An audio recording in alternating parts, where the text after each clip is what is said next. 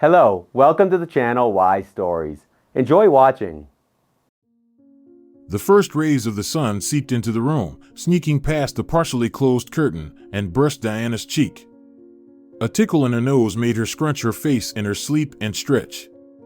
She opened her eyes, yawned sweetly, and patted the spot beside her, but Paco was already gone.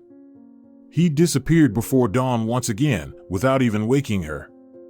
Lately, Paco had been swamped with work. Their office was in a flurry with large projects underway. He was virtually living there, coming home late, sleeping over, and then heading back to his beloved job. Diana slipped on her robe and walked into the kitchen. She had prepared breakfast for her husband the night before, but the stuffed pancakes sat untouched.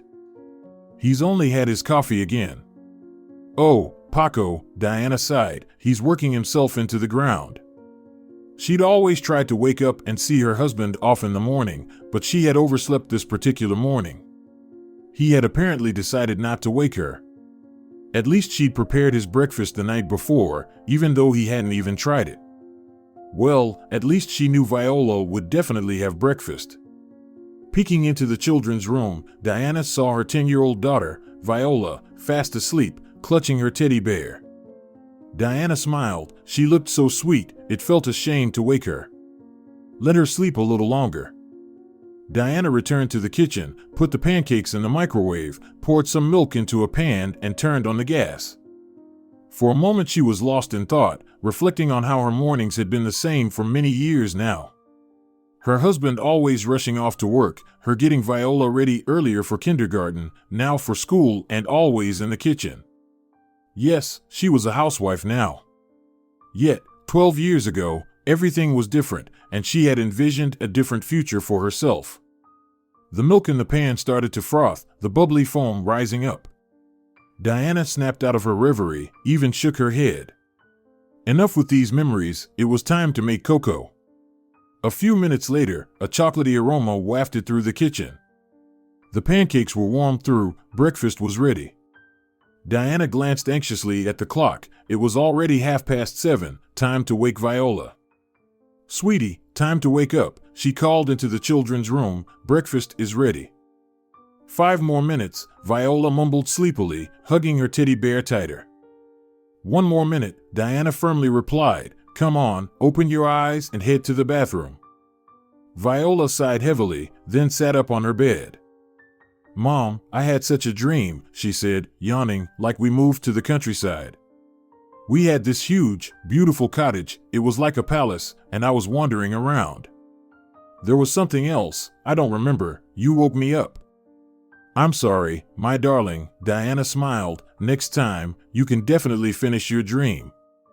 Always busy with you," Viola grumbled, padding barefoot into the bathroom. "Either you have homework, school, or music lessons. No time to live, not in dreams nor in reality."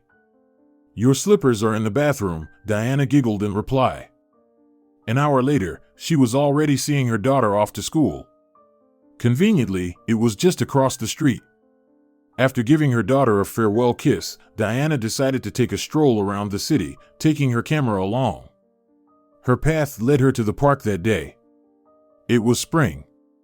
The perfect time when all living things recall the time to bloom and emit sweet fragrances, delighting the world with their vibrant colors. The apple trees in the park were dazzlingly beautiful in their snowy attire. The lilac drew attention, the eye could not tear itself away from its floral display. Diana loved photographing both nature and people. How she adored this pastime. At some point, she decided to take a little break and enjoy the surrounding reality. She sat on a bench, closed her eyes. Somewhere nearby in the bushes, birds were cheerfully chirping. "Lady, are you a photographer?" she heard a thin little voice. Surprised, Diana opened her eyes and saw a 5-year-old boy standing by the bench. "No, little one, I just take pictures for fun," she replied. "Why?" The boy curiously raised his eyebrows. "What do you need these photos for?" "Just for the mood." The child nodded understandingly. Such a lovely child, Diana thought to herself. "Let me take a picture of you," she offered. "Who are you here with?" I'm alone, the boy replied. How come alone? Why? Where's your mother?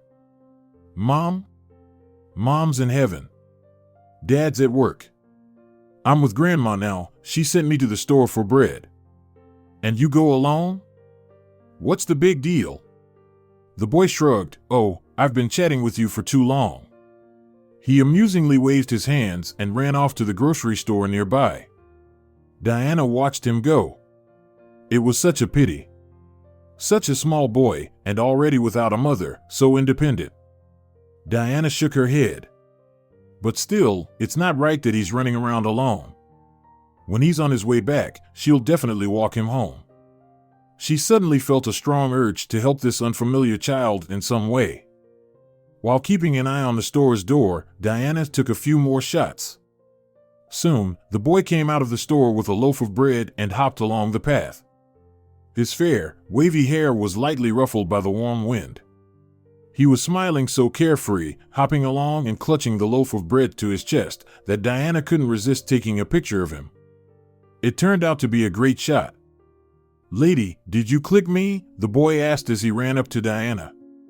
Yep, she nodded and showed him the photo on the display. Do you like it? It's okay. He nodded a bit restrainedly and shyly looked at Diana. Can you make me a photo card? I can, Diana smiled. Next time we meet, I'll give you a picture. But now, let me walk you home. My name is Aunt Diana. And my name is Pablo, he replied with a smile. I live over there. He pointed to a humble, old 5-story building, its roof just visible from the park.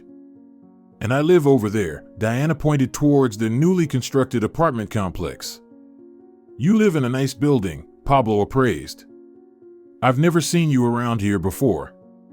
We just moved here with my dad to live with my grandma. He's always at work, and I'm with Grandma. There's no room for me in the kindergarten. Engaged in their lighthearted chat, they arrived at the 5-story building. Diana promised to return in a couple of days with the picture for the boy, who in return promised to be there. Walking back home, Diana found herself reflecting. Life can be so unjust sometimes. Pablo was such a nice and wonderful boy, yet life seemed to have dealt him a tough hand. Motherless, with a perpetually busy father, and probably an ill grandmother. Diana's own story came to mind. After her parents died in an accident, her grandmother Olivia did everything she could to ensure Diana grew up to be a decent human being. She insisted that Diana attend art school after high school because she was so talented at drawing. But upon graduation, Diana became more interested in photography than in portraits and still lifes. Soon, her work caught the attention of a trendy magazine, and she was invited to work for them, becoming a photojournalist. One day, she was asked to photograph a young, successful businessman. After a successful photo session, the businessman suddenly invited her on a romantic date, and Diana did not refuse. That's how her romance with Paco began. She was over the moon with joy. He was wealthy, handsome, and caring. When Paco proposed to her, Diana didn't hesitate for a moment. Of course, she wanted to be his wife. But Olivia didn't share her granddaughter's excitement. Oh, Diana, there's something slippery about this Paco, the old woman had noted. Maybe you shouldn't rush.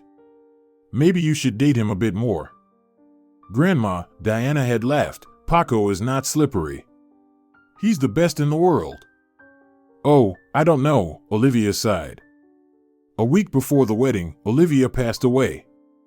Diana wanted to call off the wedding, but Paco insisted on going ahead. Guests were invited, the restaurant was paid for.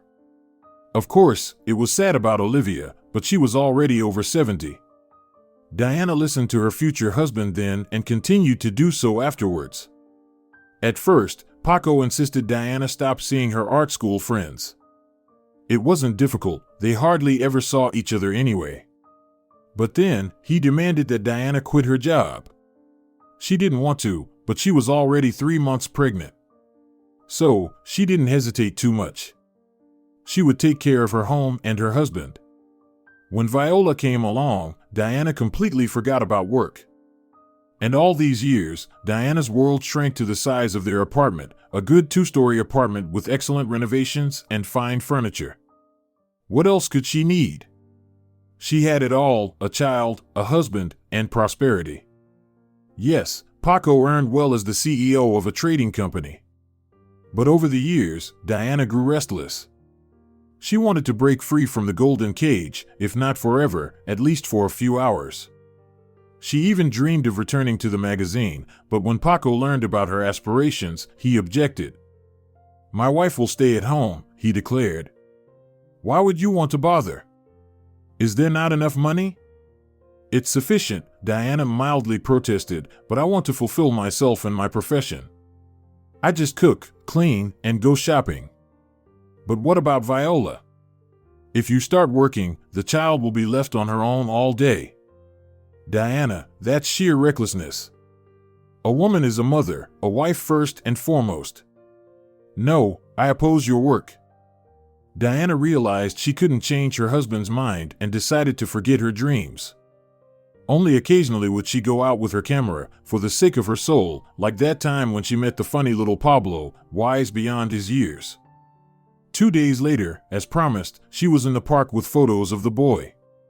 He didn't keep her waiting, appearing with a spring in his step and a beaming smile. "Aunt Diana, you came?" he joyfully cried as he ran up to her. "Of course, I came, I promised," and Diana handed him the photos. "Oh, they're so good," the boy exclaimed. "Aunt Diana, you're a professional." "A professional?" Diana smiled sadly. "Are you going to the store again today?" "No, I'm going to the pharmacy," the boy sighed. "Grandma got sick, I need to buy medicine." "Will they sell it to you?" "I don't know," the boy looked at Diana uncertainly. "Let me help you," she guessed. "What medicine do you need?" The boy timidly handed over a list of medicines and some money. "Keep this." Diana motioned to the money. "But how about the medicine?" "It's pennies," Diana reassured. Of course, this was not quite the case, but she wanted to support the boy. It was clear that he lived simply, if not poorly, with his grandmother and father. The boy was dressed in all old clothes, albeit clean. She walked him home again from the pharmacy. The next day, when Diana was returning home with Viola, she met Pablo in the park with a tall, sullen man. He was around 40. Tired, slightly graying. It was clear that life had not spared him. "Dad," Pablo shouted upon seeing Diana, "this is the lady."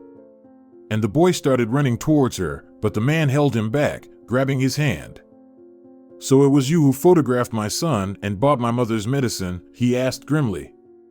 "Yes, I." Diana faltered. "May I ask, why my child? I see you have a daughter." "We just made friends with your son and I wanted to do something nice for him." "Please refrain from such actions in the future," the man grumbled and walked away, leading Pablo by the hand. Pablo kept glancing back, his eyes full of guilt as they fell upon Diana. It was clear that he was on the brink of tears, but Diana was unable to catch up with him and provide comfort. The man was so disgruntled. Indeed, why would she need this boy? His father was right, she was a stranger to him. "Mama, who was that?" Viola asked, her eyebrows raised in surprise. "Oh, just a boy," Diana responded. "Let's head home, I made a pie. Your favorite, with berries." And there at home, watching her daughter blissfully gobble down another slice of the pie, Diana finally found some peace. She needed to put this event behind her. After all, no good deed goes unpunished. But Diana, even afraid to admit it to herself, wondered why she felt such an unexpected pull towards the blonde-haired boy. He reminded her of herself in some ways, but there was something else.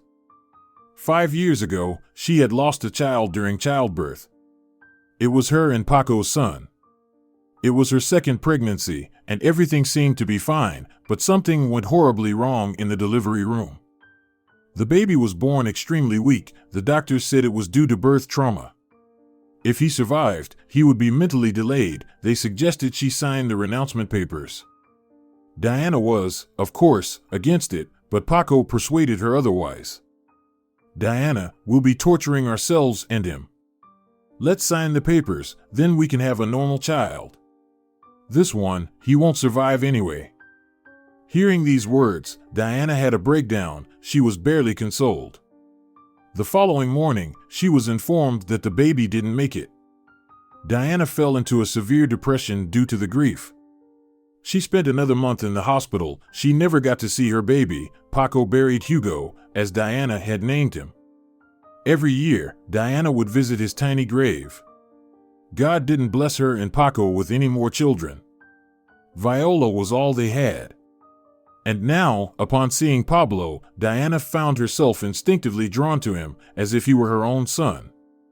That evening, she told her husband about the boy and his father.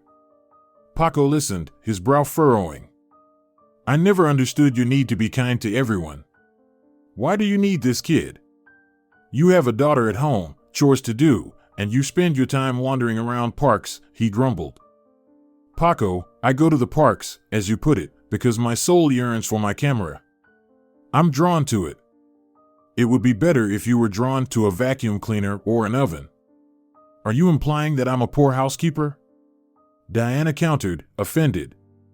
I didn't mean it like that. I'm just saying your place is at home. But you run around like a little girl, camera in hand, hiding in the bushes.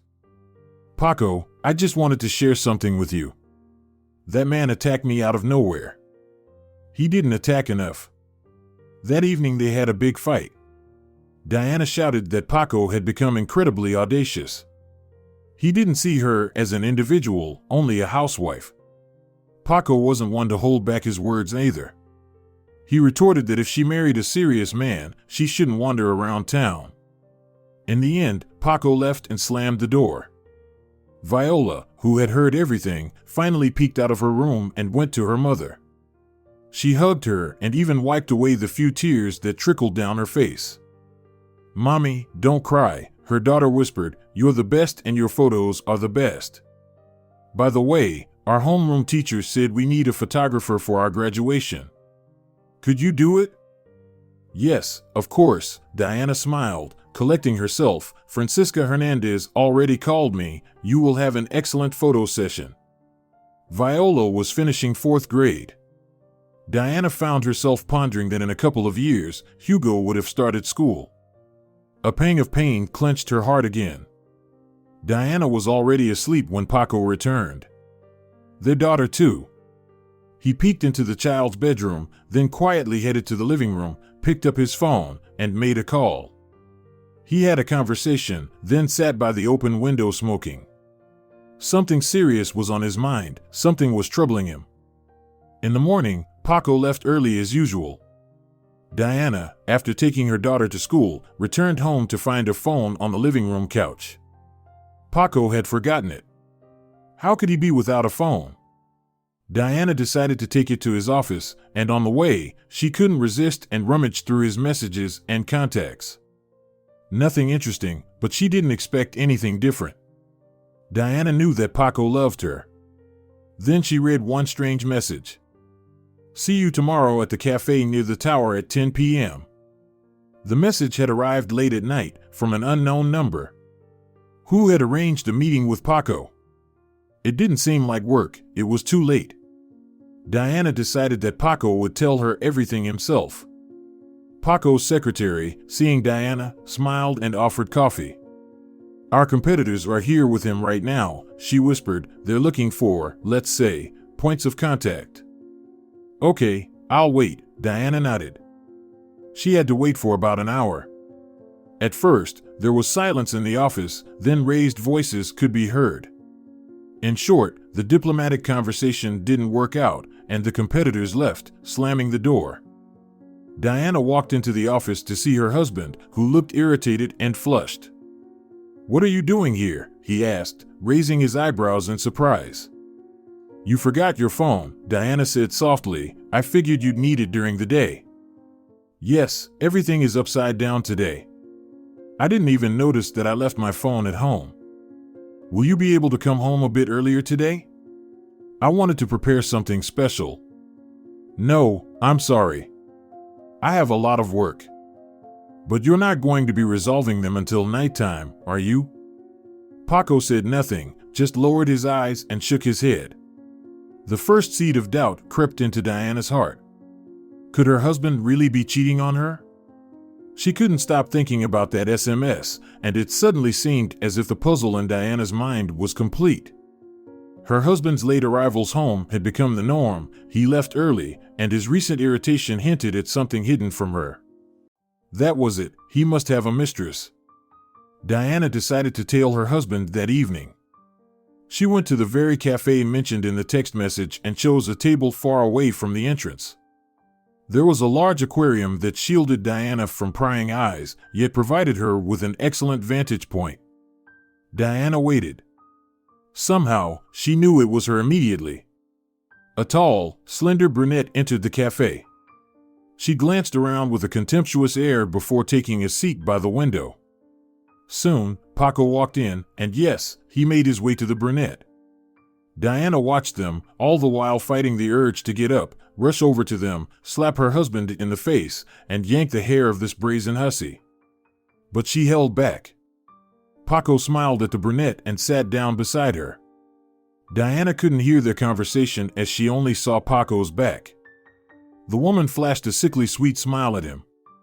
Diana's heart pounded, tears welling up in her eyes. What would he say if she approached him right now?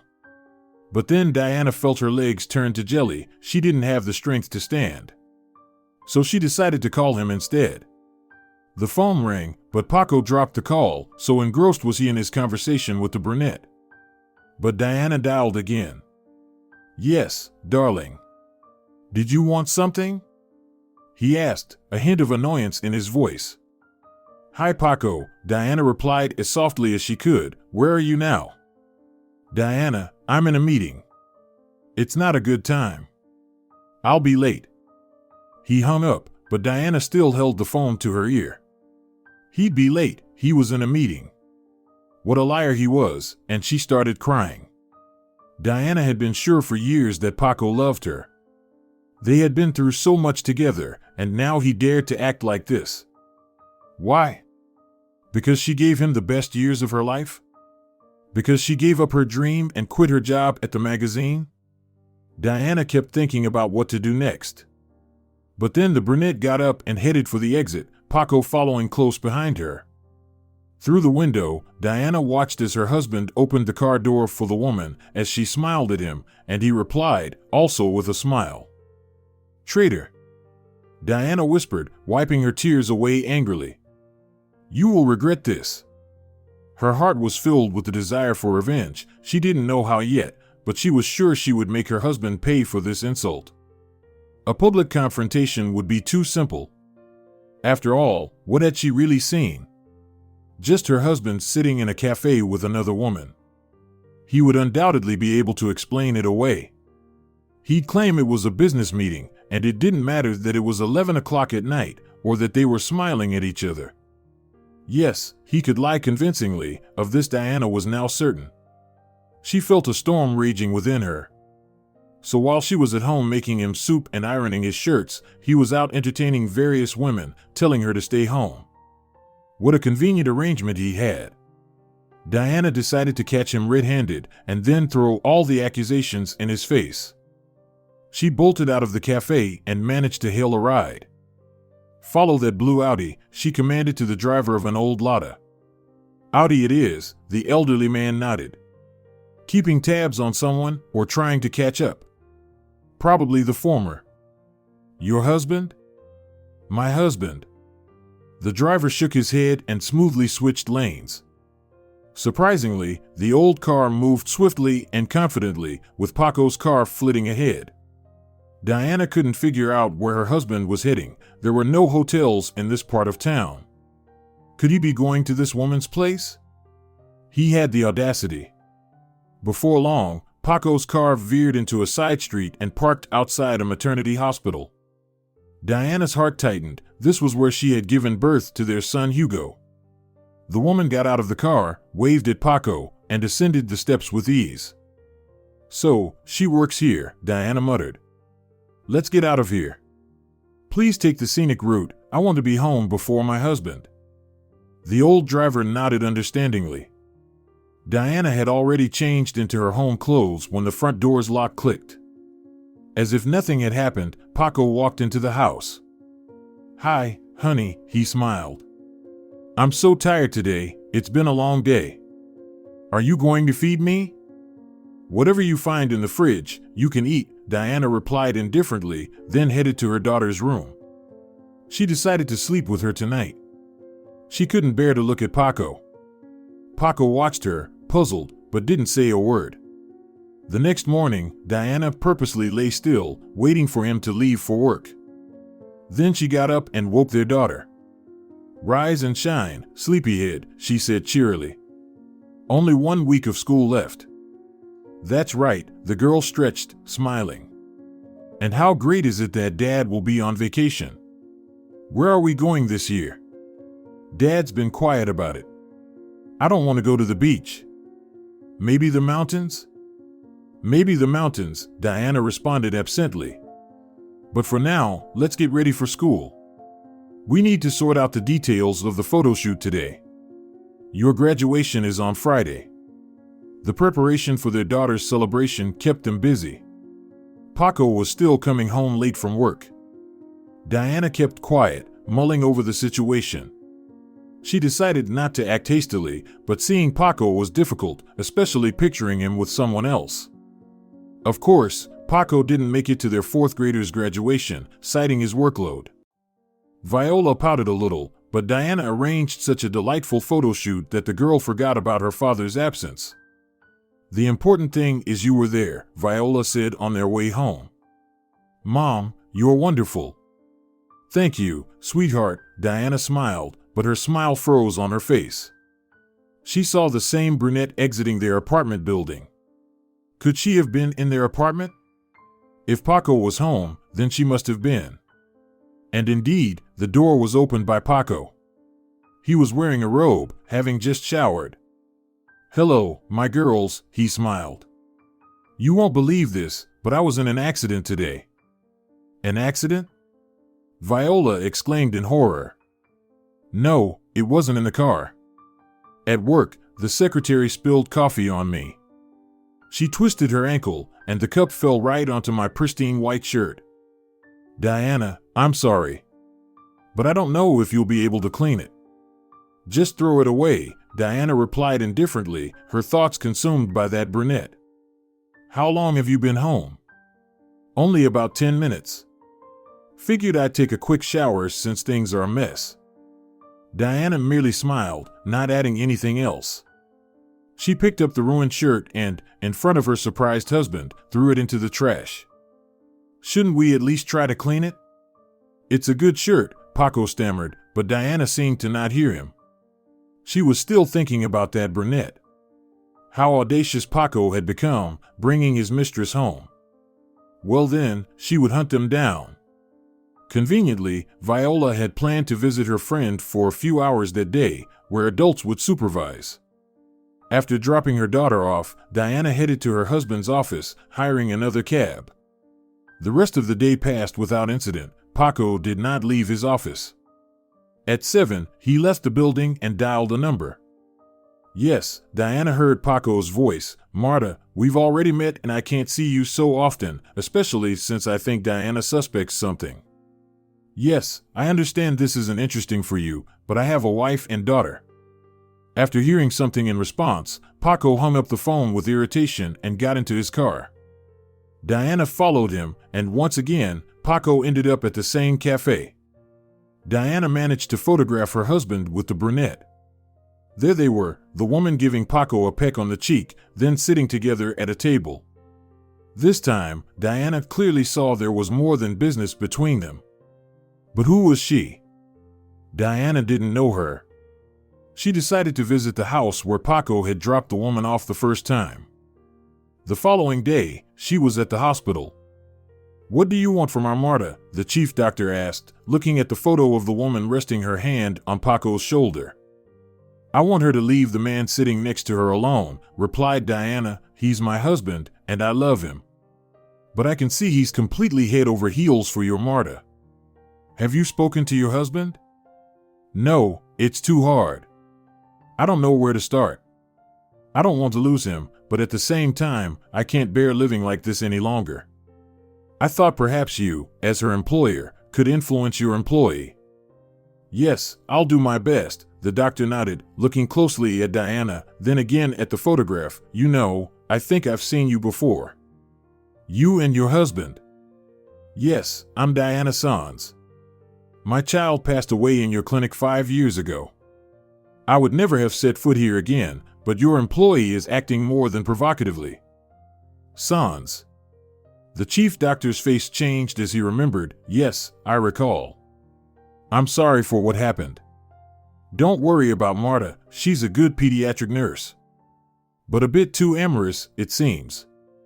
If she's having an affair with your husband, I'll put her in her place swiftly. I doubt it, of course, Diana smiled, but at least try. As Diana left the clinic, memories washed over her, and she froze. Her heart ached once again. 5 years ago, she had felt very unwell here, and now she was experiencing no better emotions. Why had she come here at all, hoping that they could somehow stop this insolent nurse? And Paco, how could she reach him? Diana turned a corner and sat on a bench near the building, closing her eyes. Then she heard a woman's voice from an open window nearby. Hello, Paco, Diana heard. Yes, it's me. Listen, your wife came by.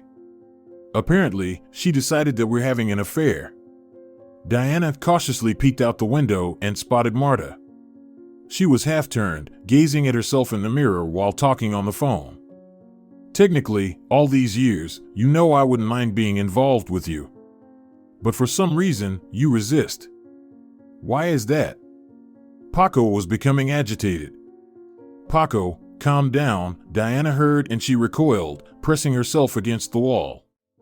It meant Paco was not cheating on her. It was all in her head. Actually, what had she seen? Just Marta pecking Paco on the cheek yesterday. Diana even felt relieved. Her husband loved only her. But what she heard next literally pinned her against the wall. Paco, your Diana went to see the chief physician. He recognized her, then yelled at me. Why? Because we're talking to each other. What if she suspects everything? Yes, she believes your son is dead, but what if hypothetically she gets such an idea? Paco was shouting into the phone. Marta was justifying herself, but Diana didn't listen anymore. Her vision suddenly blurred. What did Marta say? That her son is alive? How could it be? Paco himself had buried him. He looked into her eyes and said their son was no more. Her Hugo. Diana staggered back to the bench where she remained seated. Suddenly, she felt a touch on her shoulder. Diana lifted her head. An elderly woman in a white coat, apparently a nurse, stood next to her. Dear, are you feeling unwell? The old woman asked kindly. Should I call a doctor? No, thank you, no need. Diana shook her head. A doctor can't help me. Did you have some sort of misfortune? Yes, I just realized that I've been betrayed by the person I love. Did your husband stray? It's okay, he'll come back. All men are like cables. Once they've had their fun, they come back home to their wives and children. If only that was the main problem. Diana looked into the old woman's face. She seemed kind. Suddenly, an idea struck her. Excuse me, have you been working in this maternity hospital for a long time? Yes, for many years. I see you're a good person. I need to know something. But it's a long story. Can you spare me half an hour? My name is Diana, and yours? Roquelia Castro, or better, call me Grandma Roquelia. I just finished my shift. I just need to take off my coat. The nurse nodded in response. Soon, they both left the hospital courtyard. Diana suggested they sit in a cafe, and there she told her everything she had heard from the open window. You say your last name is Sans? Grandma Roquelia repeated as if remembering something. Were you here 5 years ago? I remember a woman. It was probably you. I forgot her last name. Yes, it was a complicated case then. All the doctors were very worried. There was a problem with the baby because of their fault. They should have performed a C-section, but they made her give birth naturally. Something was wrong with the baby, but he was definitely alive. I myself heard that the chief physician said that the baby should be transferred to the infant home. His parents had abandoned him, and I was surprised at the time, wondering why they abandoned him. The baby seemed perfectly normal from the outside, but he was a crybaby. And I am certain there were no fatal cases. Grandma Rokelia, could you be mixing up something? I'm not mistaken about anything. Over the last 5 years, all the babies in our maternity ward have survived. There were some frail little ones, some mothers in critical condition, but we nursed all of them back to health. So, it turns out, my Hugo is alive, and that Marta was indeed talking about my baby. That means she's involved in this, as well as the head doctor and Paco. Oh dear God, Paco. So, he's been hiding the truth from me all these years. That must be why he's been communicating with this Marta. Oh, this Marta. Don't let her get to you. As for the baby, Diana, I'll find out, I promise. Don't tell your husband anything yet. My daughter works at the orphanage, has been there for a long time. She might be able to tell you something about your little one. But I don't know anything about him, Diana sobbed. All I did was name him Hugo. I don't even know his blood type. But you remember his date of birth, right? Of course. It was September the 5th. Got it. September 5th, 5 years ago. I'll ask my daughter. They exchanged phone numbers and said their goodbyes. Diana walked home, but her legs felt like they were failing her. She couldn't face her husband. There was so much she had to tell him, so many questions she had to ask. But Diana was afraid to hear the whole truth, and what was worse, she had no one to share it with. Paco had driven away all her friends, and she had no relatives. Only her daughter. The thought of Viola gave her a bit of strength. Mommy, Viola ran to meet her in the hallway. Where have you been? I missed you so much. Indeed, where have you been? Paco peeked out from the living room, clearly displeased. I came home and our daughter was alone. There was nothing but sandwiches to eat. Diana didn't respond to her husband. She didn't even look at him. She was lost in her own thoughts. She hugged her daughter and gave her a kiss. Are you hungry, sweetheart? A little, Viola admitted, but I had tea with Daddy, don't worry. I just got home from a friend's house. Sandra and Aunt Maya walked me home. You're my smart girl. I'll make something to eat in a minute. Without a glance at her husband, Diana headed to the kitchen. Diana, what's happening? Paco followed her into the kitchen. Why are you avoiding talking to me? Where have you been all day? Do you really want to know? Diana fixed her gaze intently on her husband. Yes, he held her gaze. I don't understand your tone. Diana wanted to voice all her suspicions, but held back at the last moment. It wasn't the time yet. Paco, I think you're cheating on me, she blurted out suddenly. Me? Paco choked, then laughed. Diana, have you been watching too many soap operas? I'm working hard all day to ensure that you and Viola have the best of everything. When would I have time to cheat? Then who is this Marta?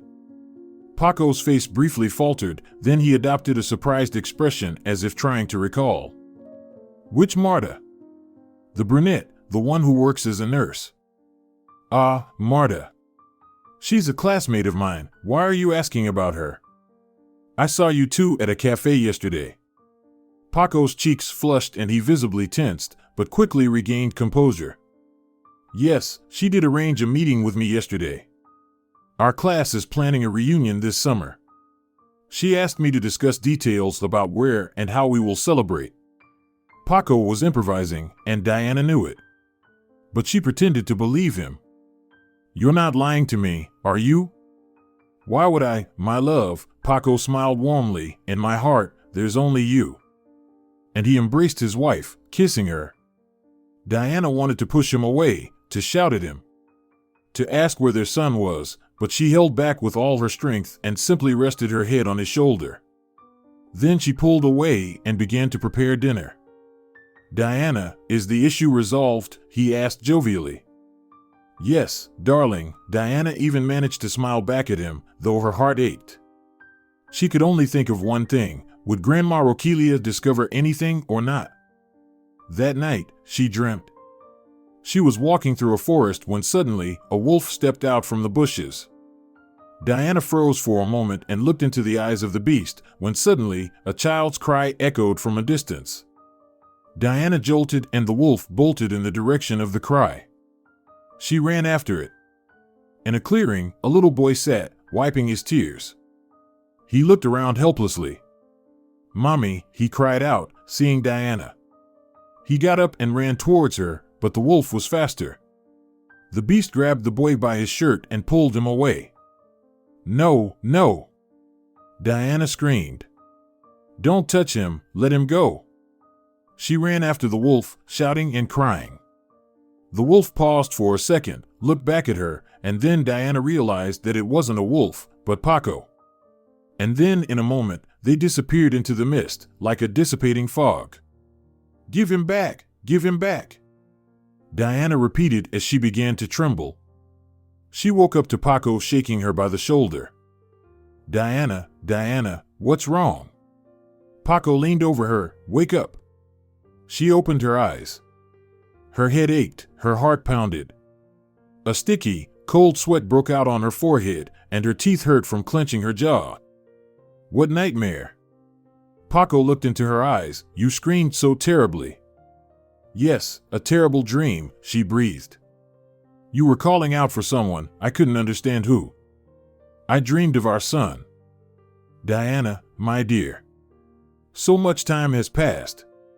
"Shoo, calm down, it's all over, it was only a dream." Paco pulled her to him, lulling her like a child. Diana quieted, calming down a bit. Maybe it was all in her imagination. Everything she learned yesterday, just a coincidence. But she herself heard the conversation between Paco and that Marta. Diana pulled away from Paco.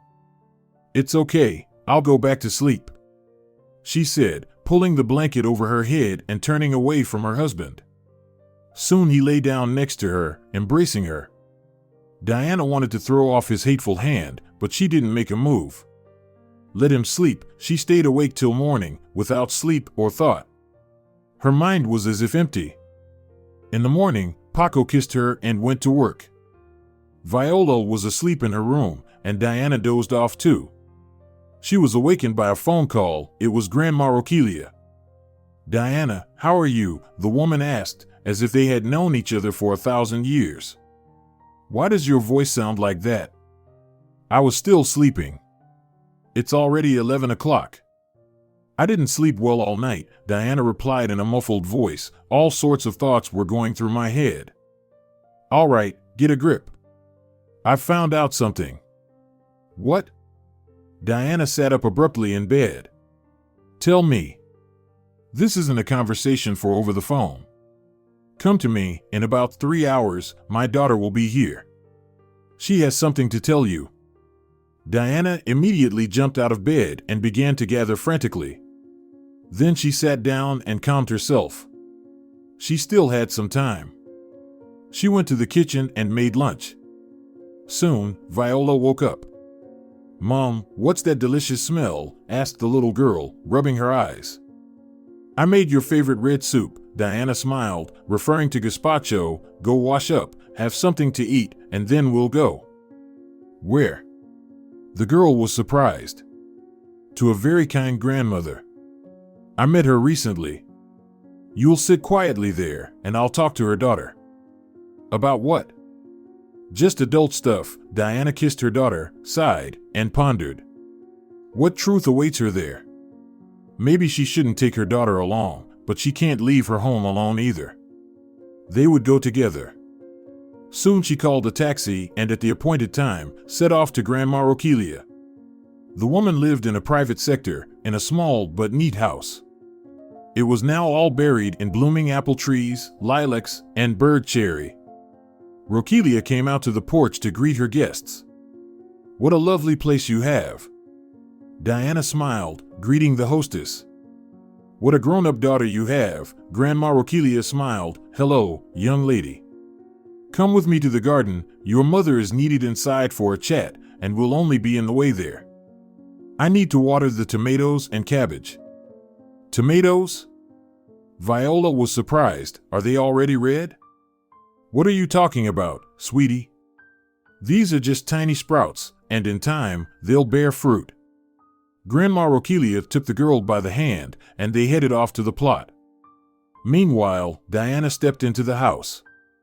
A woman around her 50s peeked out from the tiny kitchen. A bit on the heavier side, her hair was gathered in a bun, and she wore glasses. Diana felt slightly intimidated. What a stern daughter Grandma Rokelia had. Hello, the woman nodded. My name is Viviana Castro. My mom told me about your story. Honestly, I don't have the right to disclose such things, but this is a slightly different case. Viviana invited Diana to sit at the table, poured some tea, and began her tale. Exactly 5 years ago, I was appointed as the director of an orphanage. And just then, a newborn was brought in from the maternity hospital, abandoned by his parents. The boy was diagnosed with a severe condition. They thought his brain had been damaged due to difficult birth. There were discussions about transferring him to a specialized institution. But everything kept getting postponed. Time passed, and one day, it became clear that the baby was perfectly healthy. He grew and developed just like any other child. Viviana would watch the boy with sadness, thinking that as a result of a medical mistake, his parents gave up on him so easily. They didn't even fight for him. But it wasn't her place to judge. Soon, Zoe came to work at the orphanage. She was a bit over 30 and immediately became attached to the abandoned child. She soon set a goal to adopt the boy. She and her husband didn't have their own children. They had tried treatments for a long time, but the issue wasn't with her, it was with her husband. They didn't have money for IVF, so they decided to adopt a child. As a result, they managed to take the baby home. I don't know if this is your boy or not, but the maternity hospital matches, and so does the date of birth. I've already mentioned that I don't have the right to disclose all this, but... Viviana paused for a moment, then gathered her courage. Not too long ago, Zoe passed away. Cancer took her in just a few months. Her husband, Miguel, and the boy were left alone. I know they moved in with Miguel's mother. Everything might have been okay, but Miguel started drinking heavily. His mother is sick, and the boy has been left to fend for himself. Wait, Diana exclaimed, suddenly struck by a realization. What is the boy's name? In the orphanage, they named him Pablo. Pablo? Diana shouted, could it really be him? I don't understand. Viviana looked surprised.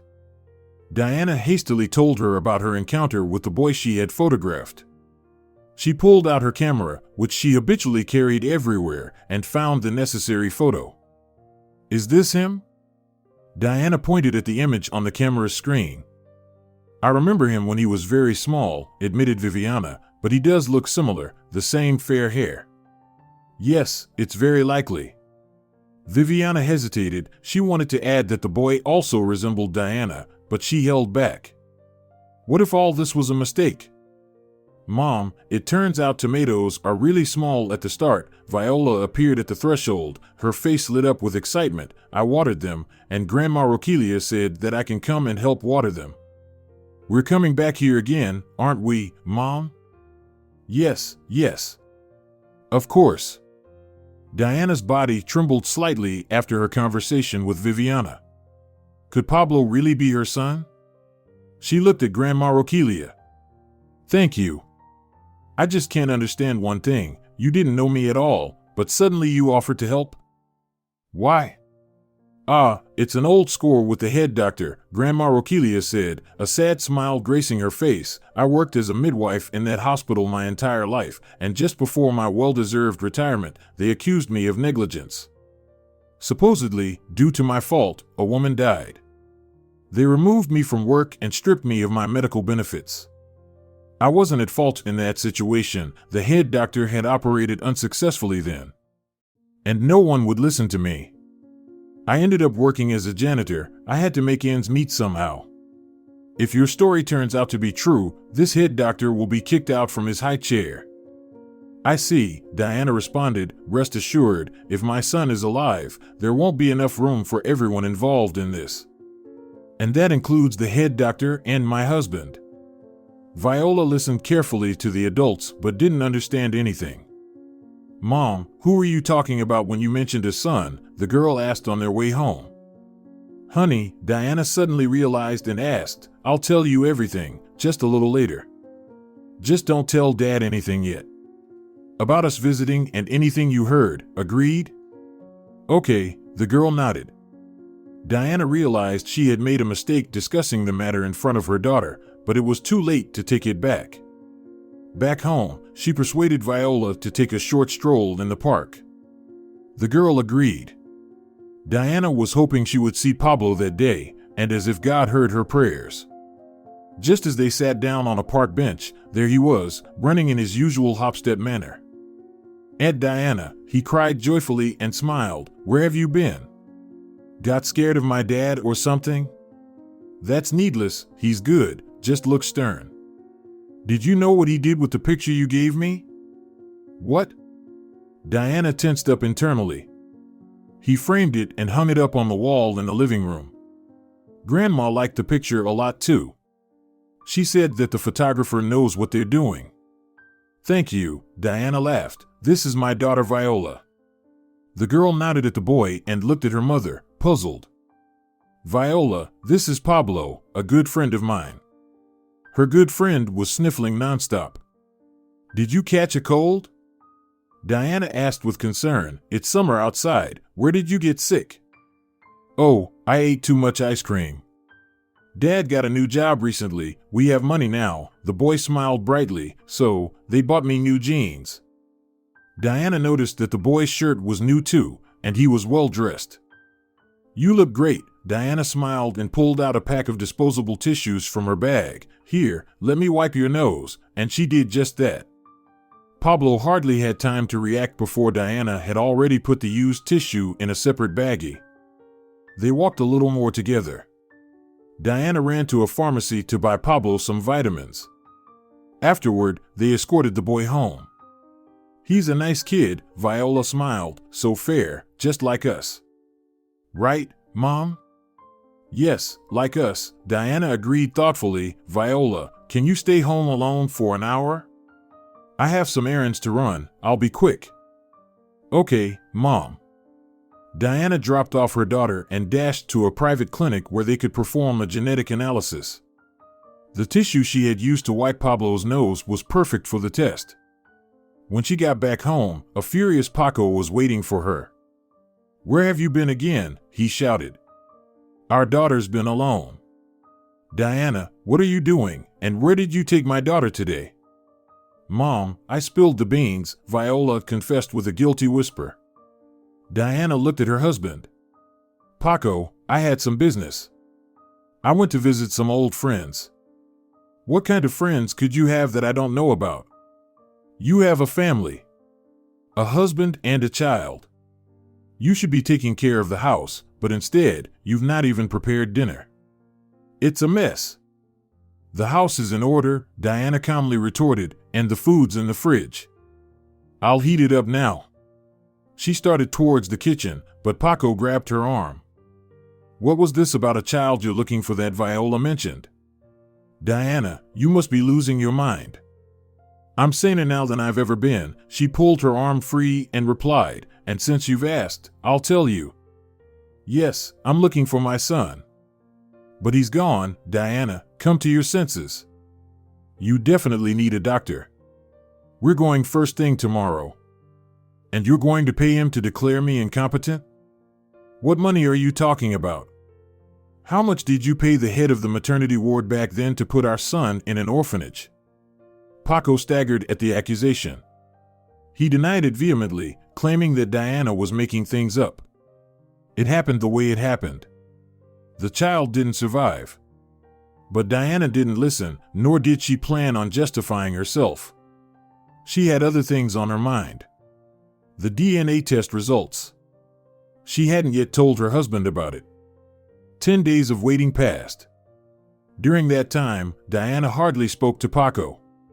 She took walks with her daughter in the park where they'd meet Pablo and have a merry time together. Pablo would tell them about his family. His father, Miguel, worked all day at some computer firm. Diana's heart raced at every coincidence. Pablo's grandmother was nearly immobile, only managing to move a bit around their apartment. His mother, Zoe, was seriously ill. Pablo revealed a lot about his life to Diana as they sat in cafes and strolled around the city. Diana just waited. Finally, the call came from the clinic that the results were ready. Diana went there, her heart in her throat. She was terrified of what they would say.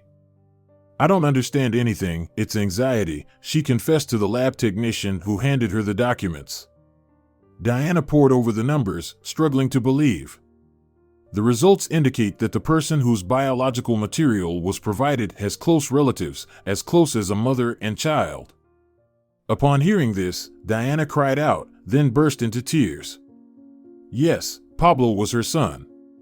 He was her Hugo, whom she'd mourned for so many years. He was alive. That evening, she decided to lay all her cards on the table for her husband. Paco arrived home late as usual, with Viola already asleep. Diana was sitting in the living room, on the sofa. She had a DNA report in her hands. "What are you studying there?" Paco asked bluntly instead of a greeting. Their relationship had been strained these past few days. "I've found our son," Diana calmly replied. "He is alive and well." "What nonsense are you spouting now?" Paco exclaimed. "Good Lord, you really need a mental hospital."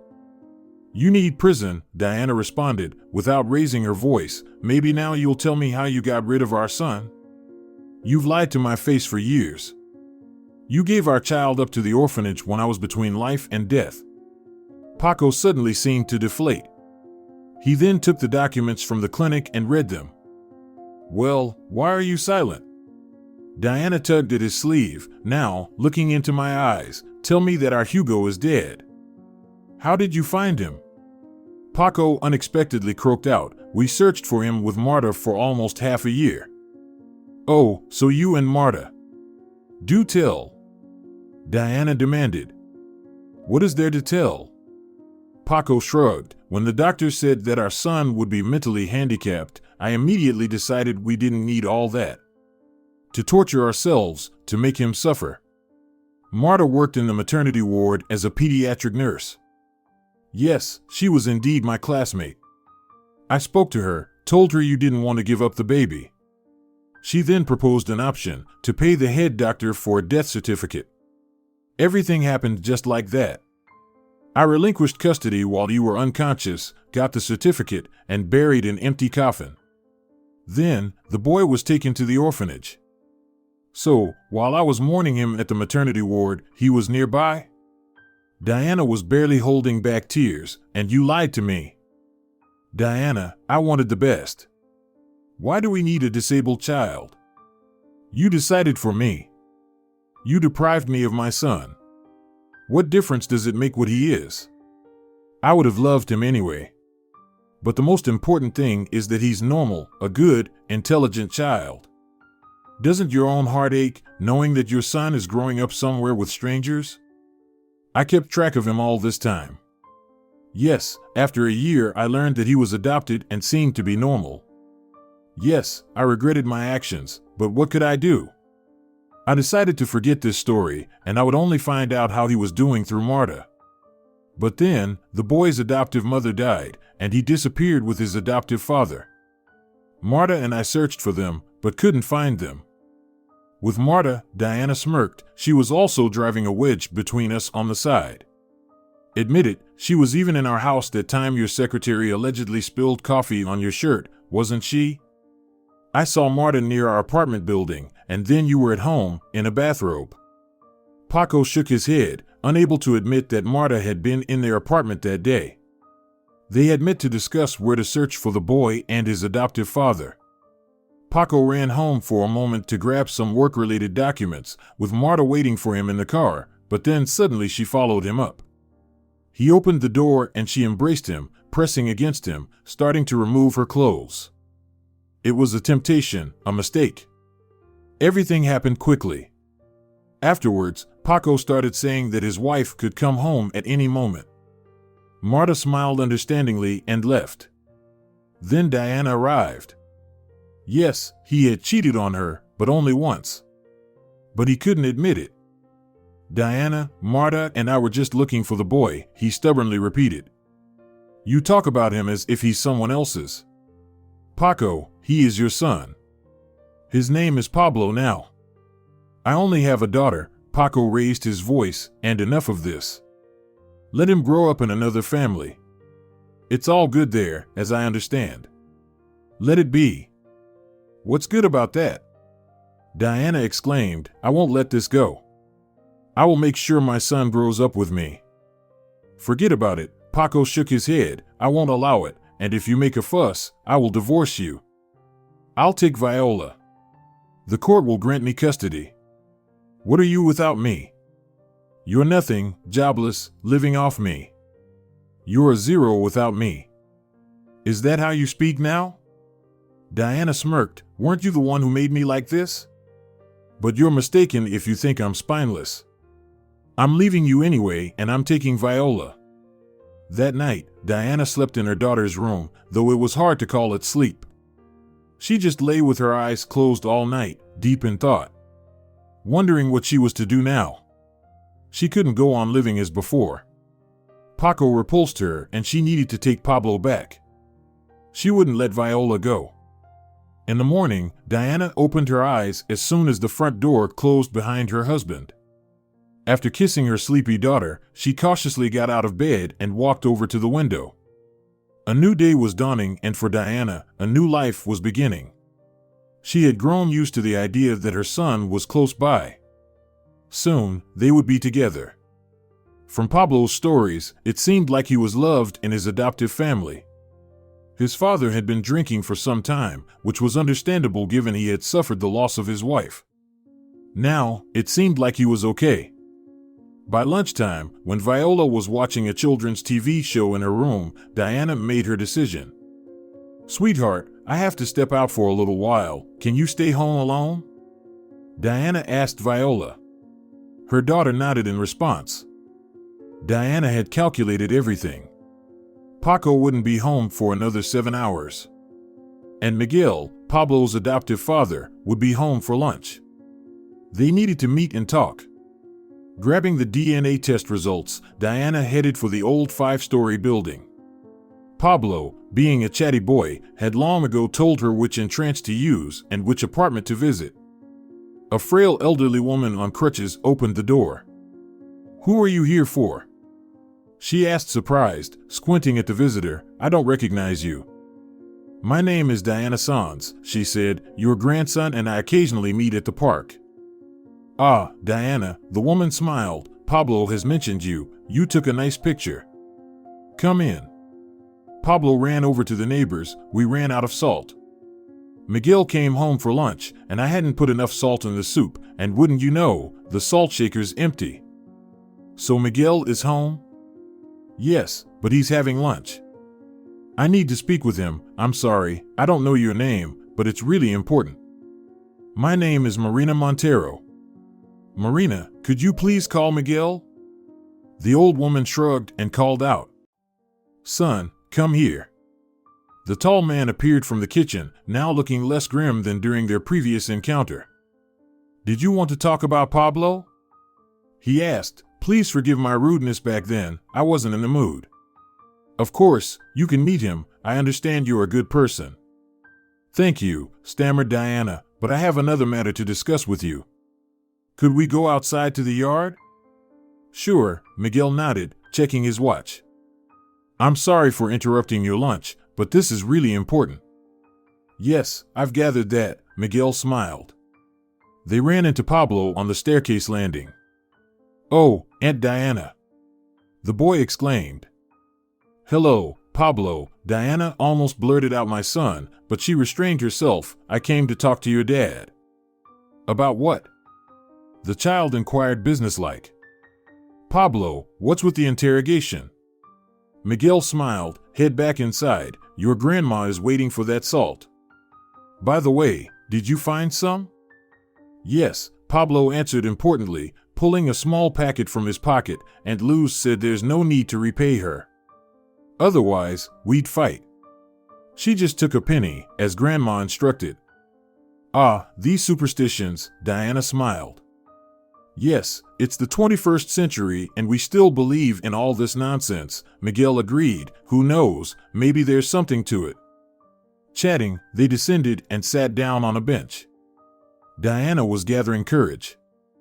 Diana, I have to get to work in half an hour. I work nearby, but we have a strict schedule.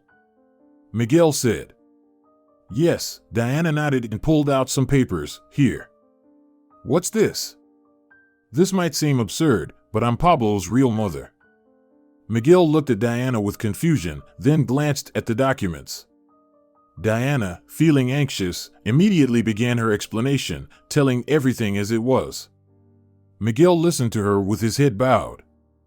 I won't ask how you found US, he finally said, but if you try to take Pablo away from me, I won't stay silent.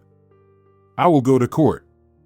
Miguel, understand, I am in shock myself, Diana tried to explain. I don't want any lawsuits, especially considering how my husband is behaving in this situation. I just want to be able to interact with Pablo. What are you going to tell him? That you gave birth to him and abandoned him? He considers another woman to be his mother. Do you understand how this will affect him? I understand everything and I don't know how to make things better. That's why I came to you. Just to talk for now, together we'll find a solution. I believe in it. Together? Are you joking?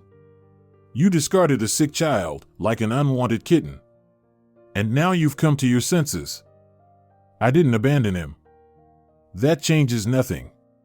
What do you want, for me to hand Pablo over to you? Why do you need him? You have a daughter, raise her. Especially since, as you say, your husband is not thrilled that his son has been found. I will leave my husband. I won't live with him after everything that happened. That information is irrelevant to me. Don't come to us anymore. And as for Pablo, I forbid you to see him. Miguel stood up decisively and headed for the entrance without looking back, while Diana was left sitting on the bench. She was as if turned to stone. Yes, Miguel can be understood, but who will understand her? 5 years ago, she was lied to and deprived of her child, and now when she suddenly found him, it turns out that she has no rights. Indeed, Pablo considers the deceased woman to be his mother. Diana cried. This is how she suddenly found her son and at the same time cannot get him back. Maybe she should swallow her pride, try to reconcile with Paco for the sake of their son and convince him to return the child. After all, Paco has good lawyers, connections.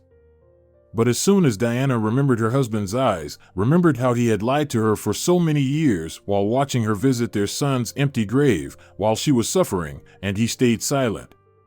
No, she would never forgive him for that. Diana slowly walked up to the entrance of the building and saw her husband's car. The next instant, her husband and Viola emerged from the building.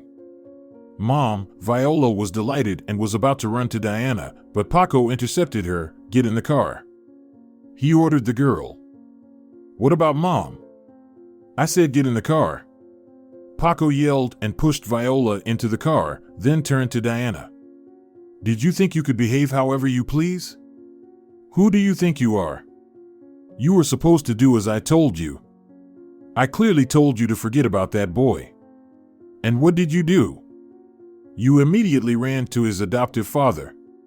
What, did you cry there, telling him what a bad husband you have? How did you know? And I've been watching you, saw how you were sitting on the bench, how he dismissed you. Anyway, Viola and I are leaving now. I won't tell you where, but make sure your presence is not felt in the apartment in 2 days. I'm divorcing you, and if you obstruct me, I won't let you see our daughter. Do you understand? No. No. You wouldn't dare treat me like this. Diana screamed, bursting into tears. What did I do wrong? You've behaved like a complete scoundrel. You say you've been watching me, But didn't you want to look after your son? He's not my son. Paco cut her off. Viola was crying in the car at this time. Paco got in the car and drove away. Diana started to run after her daughter, but stopped, fell to the asphalt, and broke into uncontrollable sobbing.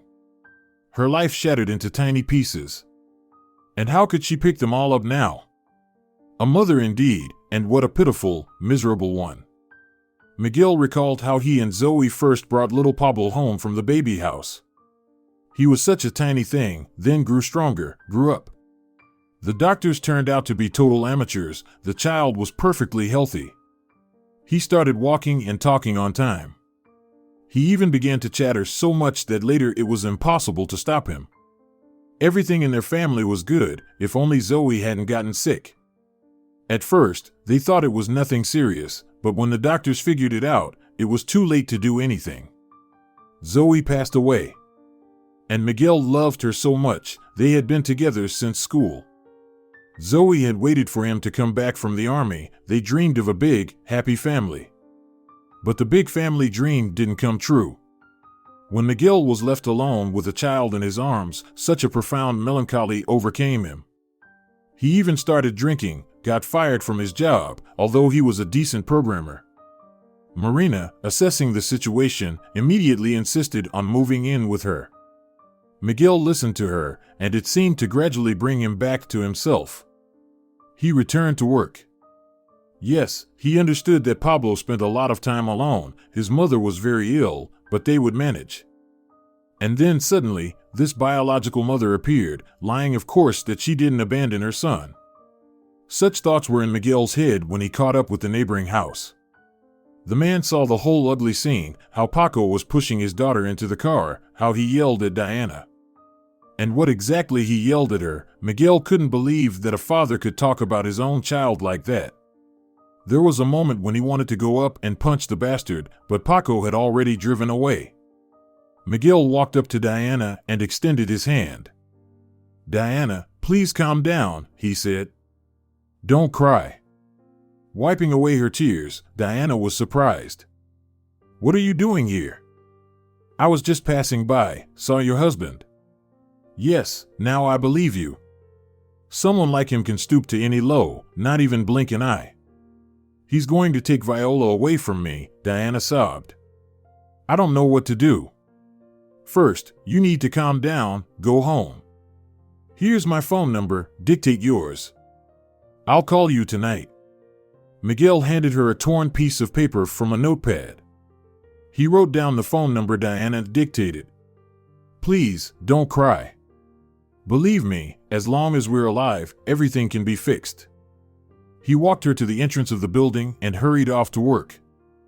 For the rest of the day, Diana lay curled up on the couch, unable to sleep. She couldn't even stand up, her strength had left her. Several times, she dialed her daughter's number, but the phone was out of reach. And then, she received a call.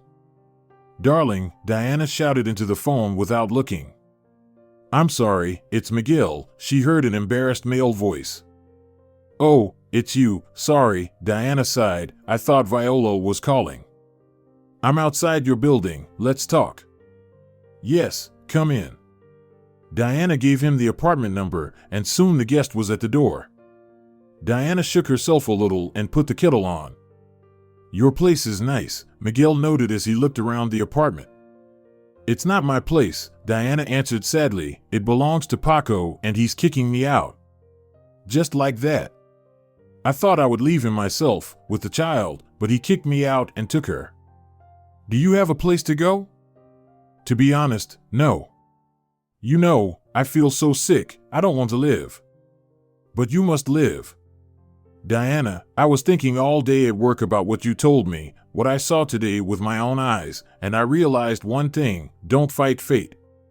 Let everything go as it is, and you'll see, everything will get better." "So you mean Paco will give me back my daughter?" "Never. But you still have a son.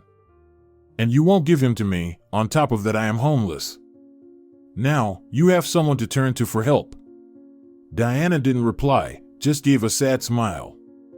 Yes, over the years Paco had done everything to make her alone and totally dependent on him. Miguel understood this without words. He thought about something for a bit, then shook his head decisively. Pack up. Where to? Diana was confused. You'll stay with us, Mom won't mind, Pablo will even be glad. You know, he's really attached to you. He comes back from walks and talks about how he played with you and your daughter. He's drawn to you. And I can't live without him anymore, Diana whispered, just like I can't live without Viola. Miguel didn't respond. Yes, he now saw before him a miserable young woman who had encountered a huge lie and betrayal in her life. How to help her, Miguel had little idea, but purely humanly, he couldn't not respond to her pain. Diana agreed to Miguel's offer, and within a couple of hours, she was leaving the apartment where she had created a cozy family nest for so many years. She turned back for a last look. Let everything stay and nothing is needed to be taken with her, only the essentials. The camera, yes, and photos of her daughter, and of course, she grabbed her documents. Marina, seeing a now familiar guest, was very surprised.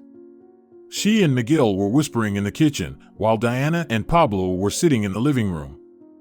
The boy was showing her his toys and books. Pablo was so happy. Where's Viola? Pablo remembered. Will she live with us too? No, Diana sighed. She's with Dad for now, but I hope we'll be able to see her soon. But for now, let's take a look at this book. She picked up an alphabet book, and she and Pablo began studying the letters. The boy already knew more than half. Good job, Pablo, Diana praised, completely impressed. A little more, and we'll be reading together. Yes, Pablo has a good memory, Diana heard Marina's voice behind her. Marina stood in the doorway, closely observing their guest interact with her grandson. Miguel had explained everything to Marina, who was thoroughly flustered. Why on earth had her son brought this woman home? She had abandoned her child and now was having second thoughts?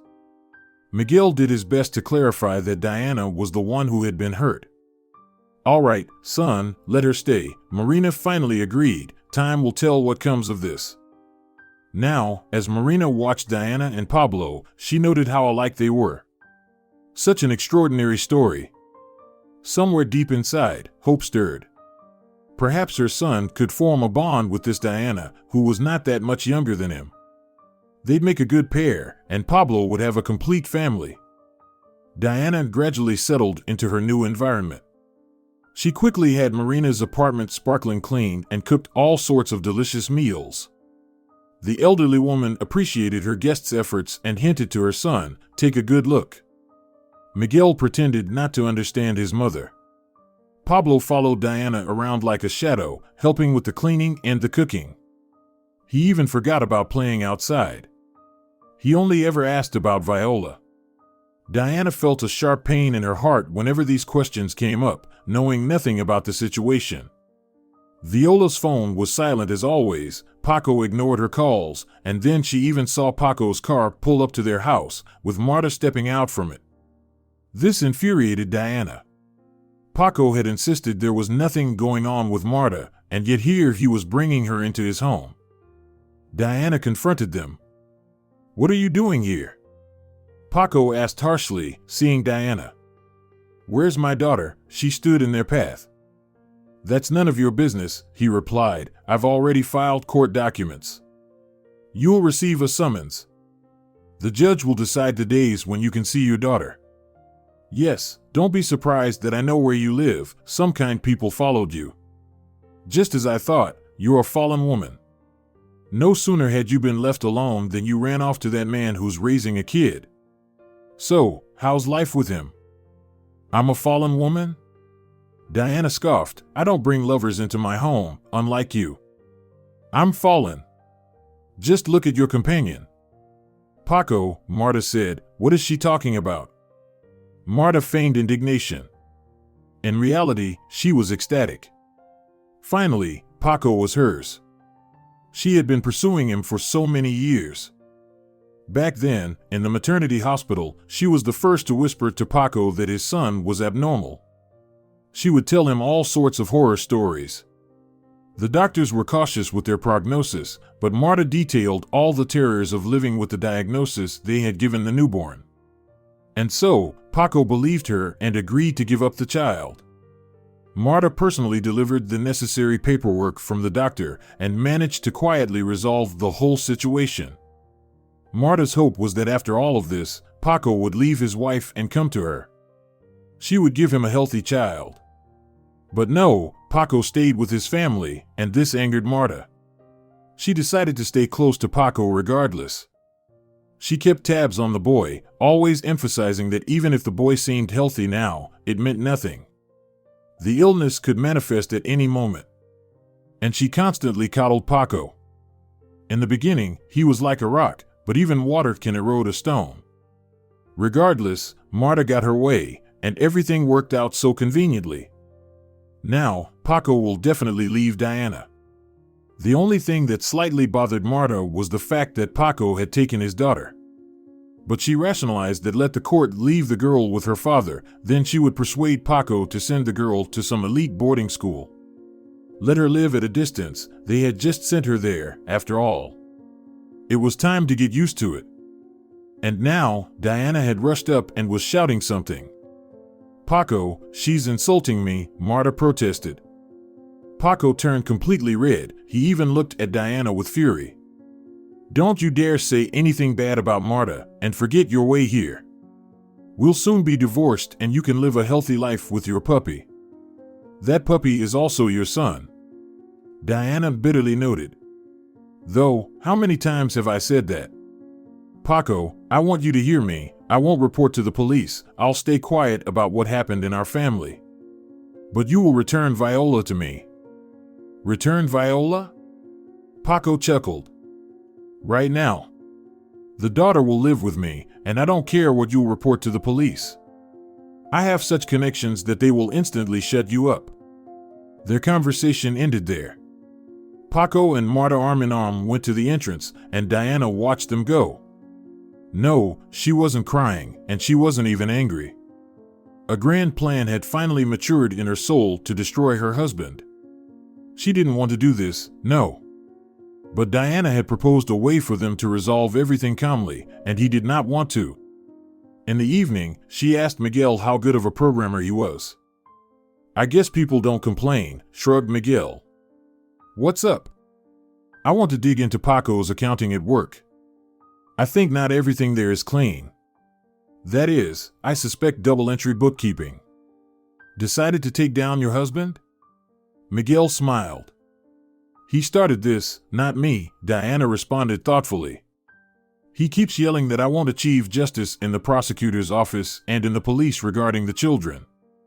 So, I'll take a different path. I need to delve into his accounting records and direct them to the tax office. Let them sort it out, and in the meantime, I'll turn to the magazine where I used to work. I'll offer them an exclusive interview about life with a man who loves no one but himself. Not even his own child. Well, I won't try to convince you otherwise. You're doing everything right." In the evening, Miguel managed to connect to the computer of Paco's company's chief accountant, as well as to his computer. And indeed, Diana was right. A substantial sum was going to fake accounts. Double-entry bookkeeping was being conducted. After copying all the data, Diana sent them to the tax office, and then she was met in the magazine's editorial office. "Daria, we're very sorry that you left our publication. You're a good photographer," said the chief editor. "I wouldn't mind coming back. But, as far as I remember, your husband was against you working. And that no longer matters. We're getting a divorce. I was planning on talking about life with him," Diana explained. The editor was very surprised and initially seemed to refuse, but a few days later, news began to circulate on the internet that Paco was involved in some shady dealings. The tax authorities had begun an investigation. This invigorated the editor, and he remembered Diana's proposal. An exclusive piece was on the horizon. "Hello, have you reconsidered giving an interview?" The editor called Diana. "No, I'm available anytime you say," she responded readily. And so, the very next day, Diana was recounting her life with Paco about how he had cheated on her. "I know he's having big problems at work right now," Diana concluded. "That's not surprising. He always only thinks about himself." Apparently, his head was turned by the desire for gain. Yet, she didn't utter a single word about how Paco had deprived her of her child a few years ago. Miguel was surprised when he read the finished article in the magazine. "Why? I don't want them to drag my name and Pablo's name through the mud. Yes, all those responsible in that situation need to be punished, but right now it's more important to me that the court gives me Viola," Diana explained. The interview and the inspection at the firm were needed to show that his financial and moral standing is not as good as it seems. "You've played this cleverly," Miguel understood. "Now, they'll definitely give Viola to you. Do you know where she has been all this time, by the way?" "I do, she managed to call me. Paco put her in a private boarding school to keep her out of the way. That's how much he loves his daughter. Viola was crying and begging me to come get her. I promised her that we would meet soon." Diana fell silent for a moment, deep in thought. "I suppose I should start looking for an apartment for myself. Do you know if anyone is renting in your building?" "Why would you need that?" Miguel was surprised. "Well, if they give me Viola, and I'm sure they will, we'll need somewhere to live. We can't impose on you guys. Although, to be honest, I'm already having a hard time without Pablo." "No one needs to go anywhere," Marina's voice suddenly rang out. Apparently, she had been standing behind the door the whole time and had heard the entire conversation. "What? We can't all fit here? You're thinking of renting an apartment? Are you so wealthy? And what about Pablo? If one child fits, so will another." "Thank you," Diana smiled. "To be honest, I was hoping you would say exactly that." "What worries me is this," Miguel began. "You have a place to stay, but what about work? Paco still has more financial resources. Do you think I just casually gave that interview to the magazine?" Diana laughed. "They hired me and offered a decent salary. So I'm well prepared for the trial. Then came the divorce proceedings, and the court took everything into account. The latest developments at Paco's firm, his affair with another woman. In the end, Diana and Paco were divorced, leaving the daughter with her mother. Additionally, the court reviewed claims about property division, and Paco had to pay Diana almost half of everything. She's just out for revenge." Marta shouted in the courtroom upon hearing the decision. "Because he put their child in an orphanage." "What child?" The judge was surprised. "Which orphanage?" Realizing she'd spilled too much, Marta tried to spout some nonsense, but eventually she broke down crying and told everything. "Diana, why didn't you mention anything about this story?" The judge asked sternly after listening to Marta. "You are the aggrieved party. I didn't want to stir this up. Why? My son is with me now, and you've given my daughter back to me. I don't want to take revenge on anyone. Life will set everything in its place. But now, the prosecutor's office will definitely deal with it," the judge replied. Marta screamed at this. Paco turned pale. "Fool!" he whispered to Marta, who started sobbing bitterly. After these hearings, some time passed, and Diana and Paco soon met again in court. Marta and other maternity hospital staff, including the chief physician, were there as well.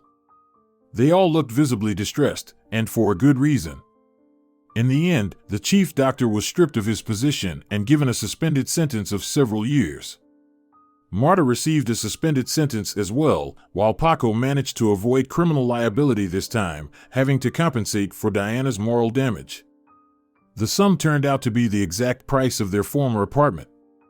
Paco, now her ex-husband, didn't argue but simply handed over the property documents to her. After the trial, Paco had no choice but to load his remaining possessions into a car and leave town. Where to, no one knows. By the way, Marta refused to go anywhere.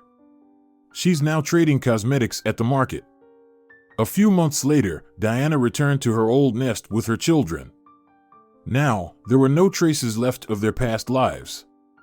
Miguel had made an effort and renovated the place, and now Miguel and Diana were together. It just naturally fell into place. They seemed to be just friends, and then, suddenly, love happened.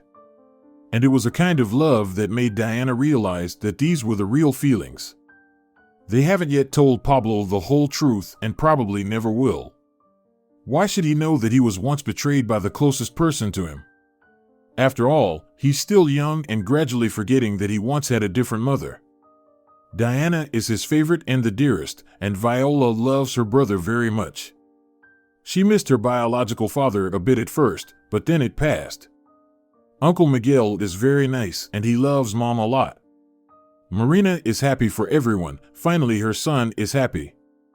There's one more person in this story who's pleased with the outcome. That's Roquelia Castro. The chief doctor was eventually punished. Diana and Roquelia still keep in touch.